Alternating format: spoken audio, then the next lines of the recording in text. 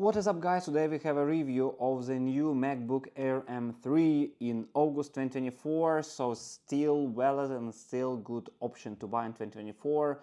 And it's the latest Air version what you can get right now. It's Air 13.6, so basically 13.6 inches are here, and the color is midnight blue, and that's how it looks like. So finally it's not that of it's not showing that much fingerprints, and as you see, it become much better comparing to Pro version of the laptop when they just released this color. So as you see, they just updated it and added some special cover not to keep the fingerprints. That's how it looks like. It's small, it's relatively light, you can easily hold it in your hands, and it's really good. That's how it looks from back. That's one side. So from one side you have only 3.5mm jack here. From the right side, front is nothing, and from left side you have the charger here and two USB-C Thunderbolt ports and magnetic charger. And the charger, finally, that's I really like in this model how they made it. That's how the cable looks like. Finally, same color here, and it looks really durable here. That's how magnetic charger is connecting.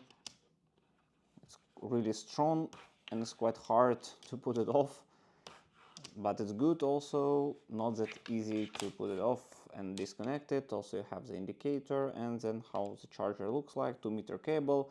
On another side you have the Type-C here. I don't know, maybe in the future they also need to do something with this one. As you see how it looks like, the Type-C is just regular white and the connector is blue, so I think it will be much better if it will be also same color as the cable as your laptop. And the charger here, as I don't have the basic model, I've got here not a custom, it's actually now it's a regular model, but top price. It's $1,500 and it's 16 gigabytes of RAM, 10 GPU cores, and 512 gigabytes of the SSD here. And what else? You will have one more advantage. You have this charger by default in the United States. It's actually, I don't know whether it's visible for you or not, 35-watt charger here written, and it's maximum 20 minimum 20 volt, 1.75 ampere, and the maximum is 35 watt here. So it's really compact, as you see how you put it insert it inside the socket. And you have two USB-C ports, so you can charge your laptop, charge your iPhone or Apple Watch same time. So it's really tiny, as you see here, and looks really great. And I think this charger that we really deserve. Look how small it is. It's really light, and your cable will be not damaged as well, so that's great. The charger is good, and I suggest to buy exactly this version of the MacBook, as it's 16 gigabytes of RAM, always good to have more than 512 gigabytes of SSD, also nice, and 2 unlocked GPU cores, 8 in a base model and 10 in this custom, or I don't know, premium model. You can call it whatever you want. So that's how it looks like. The charger you saw, I don't have box unfortunately, I got it like this. From a back, what you have, just 4 screws here, 4 rubbers here, and just classic design, single new design of Apple. Also, I recommend this case that I have here. It's called Loud. It's not not an advertisement, it's just I use it. It's really light, it's really thin. I don't know whether you see it, and the quality is good. That's the website where you can get it. Also cover for top and for bottom here. I think it's really good quality for its price. Okay, let's finally open it. That's how it looks like. That's how keyboard looks like. The trackpad become a bit bigger comparing to M1 and M2 version. The color is amazing, although you see become bigger the keyboard comparing to M1, those keys. And also you have Touch ID this way here right now, and basically it works perfectly. and the speakers are not here anymore compared to M1, but M2 already hides them. They're hidden here under the screen, and keyboard just looks still good, working good, and that's not a big change compared to previous model. Alright, so let me show you the screen.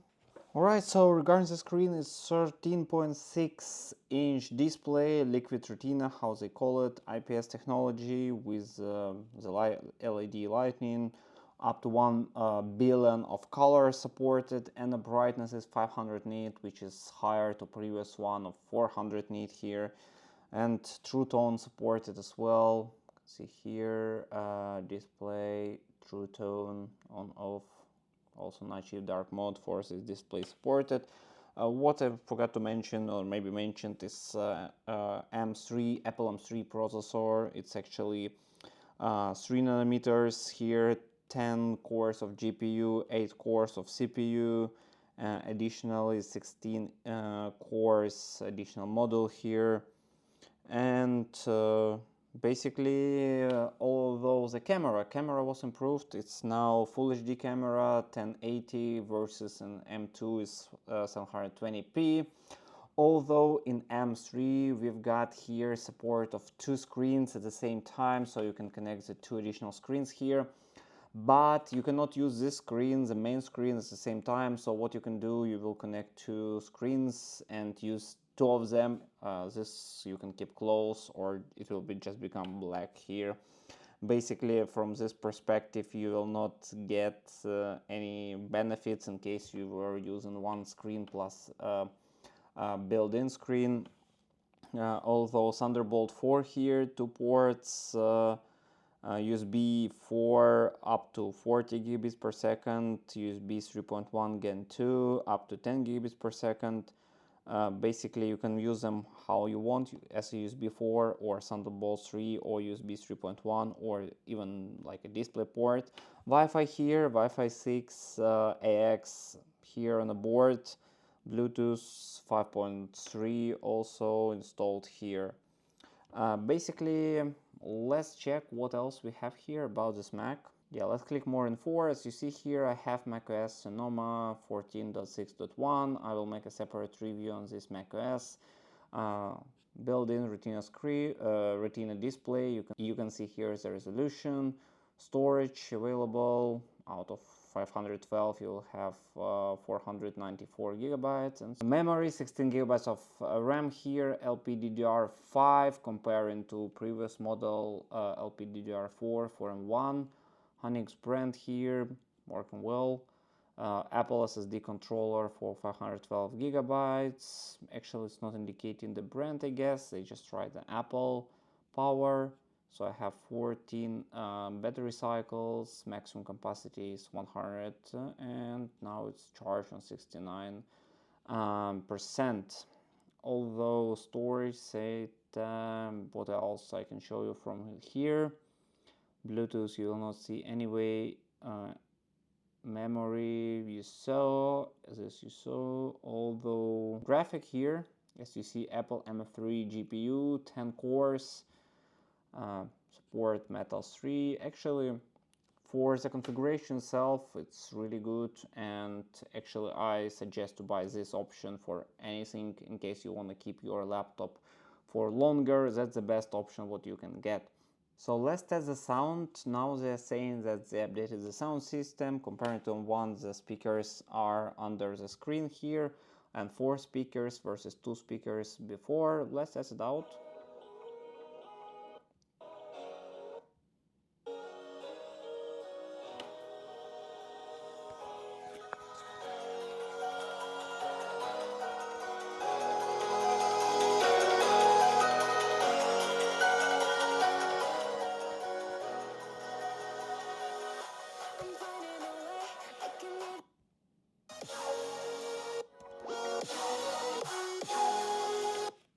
Alright, I don't know whether the microphone giving the perfect view on this sound system here, but believe me, it's a bit better than M1, but very similar to M2. So in general, the sound system is still more or less same.